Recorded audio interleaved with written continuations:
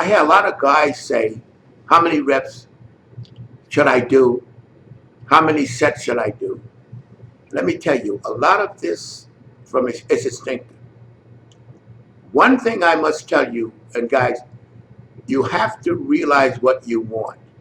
If you want to build a nice size firm physique, don't do less than 6 reps and then do over 10. Because if you do over 10 reps, you're not working the muscle, you're tiring the muscle. You could take a bottle of water and do enough times and you feel a burn, you're not going to burn the muscle because you're not stressing the muscle. See, if you do over 10, now, some guys, like for the suppleness, whatever reason, you got to decide what you want to do. But remember, high reps in itself don't build muscle because you're not stressing it enough. The stressing point goes down because you have to reserve for the high reps. If you do under 6, you're training for strength. Thickens your ligaments and your tendons, but you're not gonna, it doesn't build enough, it doesn't pump you and build the muscles like a higher number of reps. So I tell you fellas, do no more than 10, no less than 6. That's for maximum development of your muscles. Because you know, the only difference between training and work is intensity. If work was all you need to build a body, the best built men in the world would be guys loading trucks. They work all day. But it's not intense. It's the intensity.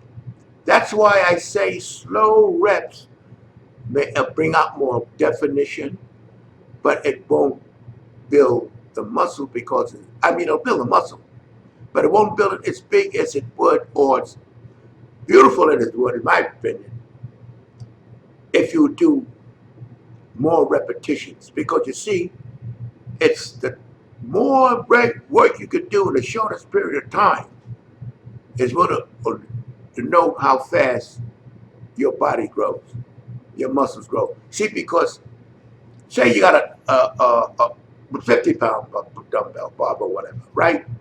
And you say 1, 2, 3. It'll take you maybe 30 seconds or more to do that.